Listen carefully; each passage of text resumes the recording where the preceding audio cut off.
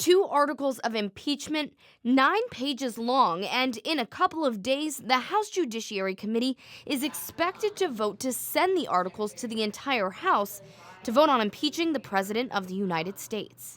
The evidence of the president's misconduct is overwhelming and uncontested. The first article, Abuse of Power, says using the powers of his high office, President Trump solicited the interference of a foreign government, Ukraine, in the 2020 United States presidential election. Democrats say the president conditioned aid and a head of state meeting at the White House in exchange for the announcement of investigations into former Vice President Joe Biden, his son, and interference in the 2016 election.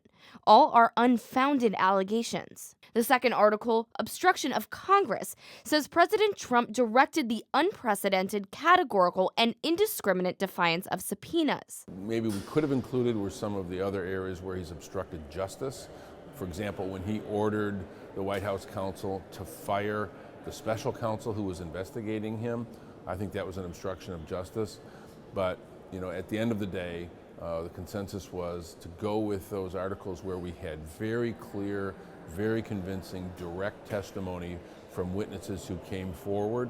The draft hints at previous efforts to undermine the government, a nod to the Mueller probe. Democrats discussed folding the probe into a third article, Obstruction of Justice, but Congressman Dan Kildee says they knew they couldn't get everyone in their party on board. I could have seen the obstruction article also including areas of obstruction of justice from Mueller, but if that's not where the majority of the caucus is, we need to be able to make sure that we're together on this, that we not be divided any more than we already might be as a country.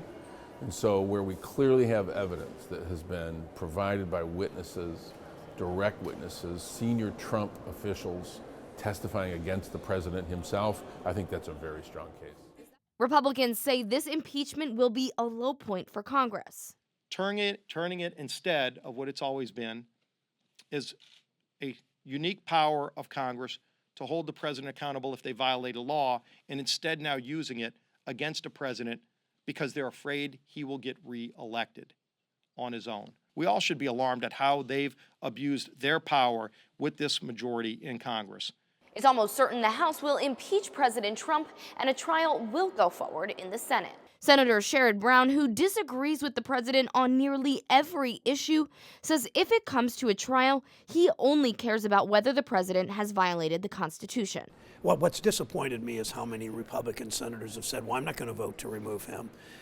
None of us should have a position on removal, have a position on the indictment, on the articles of impeachment, but don't have a position on removal. A full House vote is expected at some point next week. The rules for a trial in the Senate have not been decided.